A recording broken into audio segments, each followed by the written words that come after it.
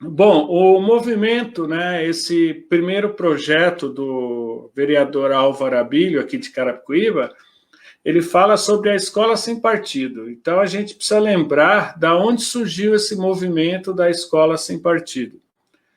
O movimento Escola Sem Partido nasceu, né, a ideia nasceu em 2003, devido à indignação, né, do advogado Miguel Najib.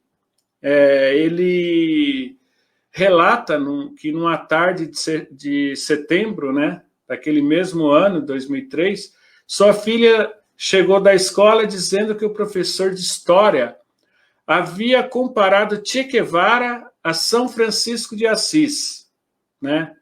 Então você veja bem, você compara um santo da Igreja Católica com um terrorista. Um faz milagre e o outro mata a gente. Eu lembro que essa frase ela está no livro do Paulo Freire, né, o Pedagogia do Oprimido, onde ele justifica os assassinatos do Che Guevara por um bem maior, né, pela revolução. Então é uma linguagem bem de marxista, né, revolucionista. Os fins justificam os meios. Se é para alcançar uma meta, não importa que você sacrifique vidas, até chegar, né, ao apogeu final. Um infográfico que saiu publicado na revista Veja, eles fizeram uma reportagem especial sobre o tema da doutrinação e publicaram esse infográfico com os resultados de uma pesquisa feita pelo Instituto Census. Perguntaram aos professores de educação básica se, na opinião deles, o seu discurso em sala de aula era um discurso politicamente engajado. E 78% dos professores que responderam a essa pergunta disseram que sim, que o seu discurso em sala de aula é um discurso politicamente engajado. Aí perguntaram aos estudantes, apresentaram algumas figuras históricas aos estudantes, e perguntaram a eles em que contexto positivo, negativo ou neutro aqueles personagens eram apresentados em sala de aula, né? Os personagens, o primeiro que chamava a atenção, na época, 2007, era Che Guevara. E os alunos, 84% dos alunos, se eu não me engano, disse que Che Guevara aparecia em contextos favoráveis, né, com uma visão favorável. E a gente sabe que isso é real, né? Quem passou pela escola, né, sabe muito bem que o garoto propaganda do comunismo era objeto de uma apresentação extremamente favorável, né? Não são todos os professores, mas uma boa parte deles se comporta dessa maneira.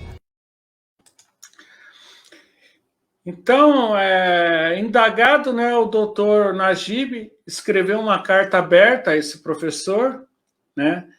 Ele fez 300 cópias e distribuiu no estacionamento da escola da filha dele. E isso provocou um efeito contrário, causando passeatas em favor do professor. E daí surgiu, né, ele criou a ONG para lutar contra esse absurdo sofrido pelas crianças do qual são vítimas, né? E assim, em 2004, nasceu o movimento Escola Sem Partido. E a concepção do movimento, né, que se apoia na crítica de duas práticas, né, mais comuns: a doutrinação política e ideológica dos alunos por parte dos professores e a usurpação dos direitos, né, dos pais na educação moral e religiosa dos seus filhos.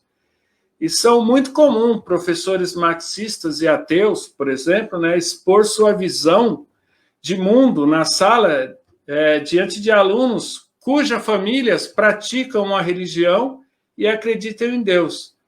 E professores que durante aulas também, né, de educação sexual, dizem para os estudantes que não há problema nenhum com o sexo, com a pornografia, e que, por exemplo, a masturbação faz parte da sexualidade, o que pode fazer com que o jovem tenha uma vida sexual ativa, estimulada por professores, né? Isso pode levar as meninas a engravidarem, fazendo com que os pais paguem pelo pato. Então, essas práticas ferem, né, preceitos constitucionais, como a liberdade de consciência e de crença e a do pluralismo de ideias, né? Bom, eu já falei bastante aí, vou passar a palavra aí para o Tiago. Não, e esse projeto do Escola Sem Partido, ele passa também muito num segundo passo, que seria o homeschooling, né? Seria a opção dos pais ou escolherem a escola a qual os seus filhos estudam, ou, se nenhuma escola encaixa nesse quesito, ele pode escolher contratar ou ele mesmo ensinar. Aí, lógico, vai ter exames atestando que esse ensino está dando certo ou não. Nós temos um grande exemplo que aconteceu agora, que uma menina, eu acho que em Campinas, acho que ela tem 15 ou 16 anos, ela estudou em casa porque ela via que a escola não estava acompanhando o raciocínio dela, e infelizmente hoje a escola, além de atrasar, ela se preocupa muito nessa parte de militância, né? Porque o Che Guevara isso, porque o Fidel Castro, porque Stalin, porque Gramsci, porque Saul Alinsky, e assim vai. Ao invés de ensinar esse aluno a ter o básico, ou ter a base para a profissão dele no futuro. Temos aqui grandes exemplos. Se você pegar na internet, você vê professores que estão muito mais preocupados em fazer a cabeça das crianças, ao invés de fazer ele fala, olha, 1 mais 1 igual a 2. Muitos alunos chegam na 8ª série, eu sei disso porque na minha escola acontecia isso. O cara chegava no primeiro colegial, não sabia escrever uma dúzia de palavras corretas. Então nós vemos ali que os professores, claro, na liberdade que eles têm também com cátedras, na liberdade que eles têm para ensinar, eles abusam dessa liberdade para fazer essa militância. Nós temos aqui no projeto aqui o vereador Álvaro Abílio, ele infelizmente não está participando, não sei porque, se foi algo que não chegou direito a ele, se não interessa, porque isso aqui é importante para o povo saber.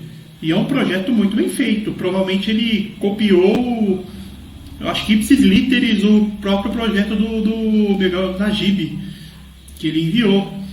Então aqui ele mostra que uma preocupação bacana com falando sobre escola sem partido, sobre essa doutrinação.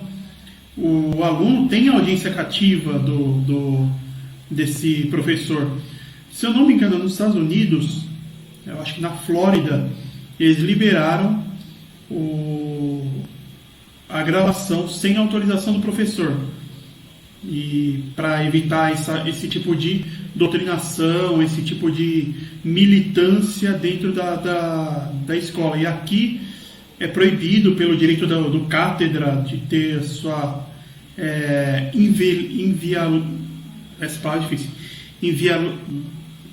inviolabilidade, consegui acertar, inviolabilidade protegida, né?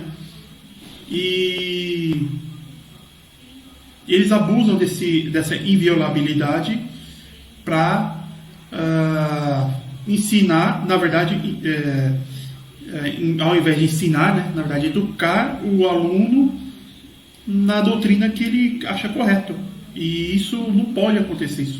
Eu acho que, se nós, pensando como conservadores, mas não há ninguém mais conservador que o próprio pai e a mãe. Não vai querer ver o filho se desviando ou questionando as ordens do pai. Por exemplo, o Paulo Freire, ele tinha umas frases que onde falava que o aluno e o professor são aprendizes ao mesmo tempo. Não, quem está aprendendo é o aluno. O professor, ele aplica o que ele aprendeu. E o professor não passa, o aluno não tem saber, tem saberes, e tem essas coisas que desconstrói esse duplo pensar. Quando nós vemos hoje as notícias, nós vemos alunos não respeitando mais professores, porque os próprios professores falam que os alunos são empoderados, então esse empoderamento diminui o professor. O próprio professor que está fazendo a cova dele lá na frente. E pais estão também sofrendo, porque toda a educação, toda a base que eles passaram para essas crianças estão sendo destruídas por um professor militante. Isso não pode. É absurdo. Eu acho que uma coisa é abrir o conhecimento. Olha, isso aqui é direita, explica tintim por tintim. Isso aqui é esquerda, isso aqui é posição centro-direita, centro-esquerda, libertário, comunista, vai dando as visões. A pessoa, com sua vivência, vai se encaixando nesses nichos, né?